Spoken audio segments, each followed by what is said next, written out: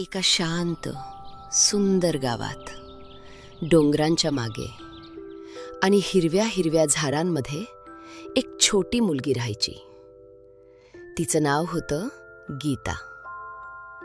गीता खूप गोड होती, खूप उत्सुक आणि खूप प्रेमळ. तिला नवीन गोष्टी शोधायला खूप आवडायचं. कधी ती फुलांशी बोलायची, कधी फुलपाखरांच्या मागे धावायची, कधी नदीच्या काठावर बसून पाण्यातल्या लाटांकडे बघत गोड गाणी गायची. पण गीताला सगळ्यात जास्त आवडायची एक गोष्ट होती, रात्रीचे तारे. दर रात्री जेवण झाल्यावर गीता घराच्या छोट्या अंगणात यायची. ती शांतपणे बसायची आणि आकाशाकडे पाहायची.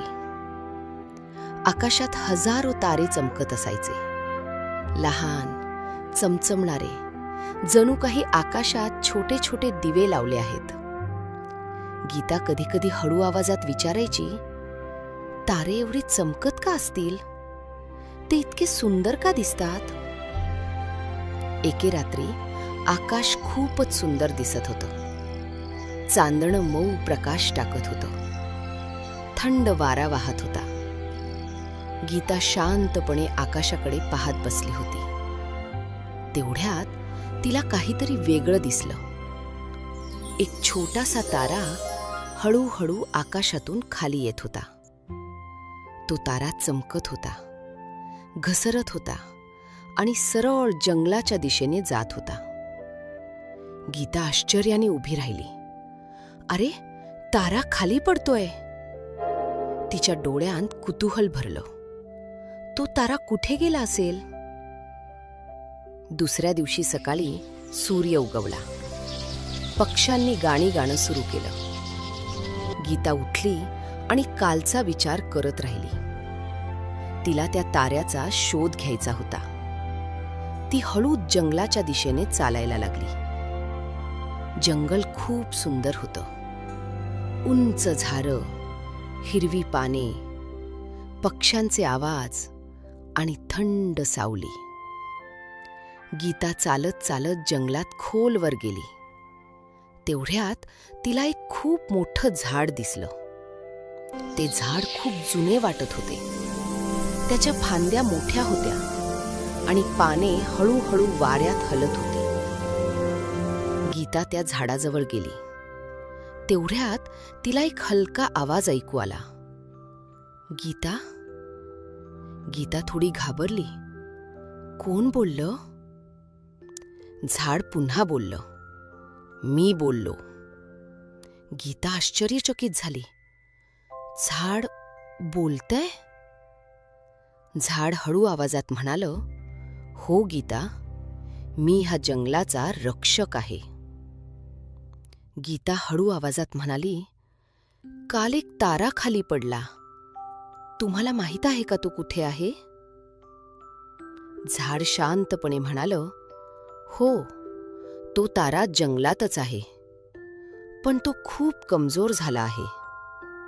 त्याचा प्रकाश कमी झाला आहे आणि त्याला परत आकाशात जायचं आहे. गीता लगेच म्हणाली, मी मदत करेन.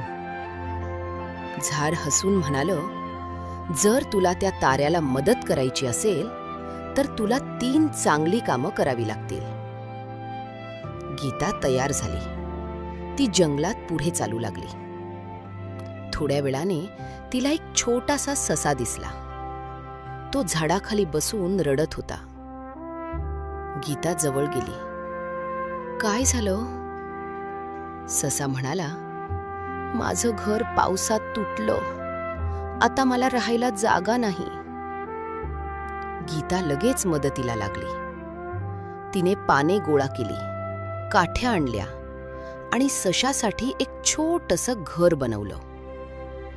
ससा खूप खुश झाला. तेवढ्यात आकाशातला तारा थोडा चमकला. गीता पुढे चालत राहिली. थोड्या वेळाने तिला एक छोटा पक्षी दिसला. त्याचं पंख जखमी झालं होतं. तो उडू शकत नव्हता. गीता हळू आवाजात म्हणाली, घाबरू नकोस, मी मदत करते. तिने पंखाला औषध लावलं. हळूच त्याला हातात घेतलं. काही वेळाने पक्षी पुन्हा उडायला लागला. चिव चिव. आकाशातील तारा पुन्हा चमकला. आता तो आधीपेक्षा जास्त उजळ दिसत होता. संध्याकाळ जवळ येत होती. सूर्य मावळत होता. गीता घरी परतायला लागली. तेवढ्यात तिला एक छोटा मुलगा दिसला. तो भुकेला होता. गीता तिच्या पिशवीत पाहते. तिला एक सफरचंद दिसतं. ती हसून म्हणते, हे घे. मुलगा आनंदाने हसला आणि अचानक संपूर्ण जंगल उजळून निघालं. जंगलाच्या मध्यभागी तो छोटासा तारा चमकत होता. आता तो खूप तेजस्वी दिसत होता. झाड पुन्हा बोललं, गीता, तू 3 चांगली कामं केलीस. म्हणून ताऱ्याचा प्रकाश परत आला. तारा हळूहळू वर उडू लागला, आकाशाकडे, त्याच्या मित्रांकडे. रात्र झाली. गीता घरी आली. ती अंगणात बसली आणि आकाशाकडे पाहिलं. तिला तोच तारा दिसला. तो तिला डोळा मारत होता. गीता हसली. शुभरात्री. लहान मित्रांनो, आता तुम्हीही डोळे बंद करा. ताऱ्यांसारखी सुंदर स्वप्न पहा आणि लक्षात ठेवा, चांगली कामं केली की जग उजळतं. शुभरात्री. अशा छान छान गोष्टी ऐकण्यासाठी आमच्या चॅनलला सबस्क्राईब करा.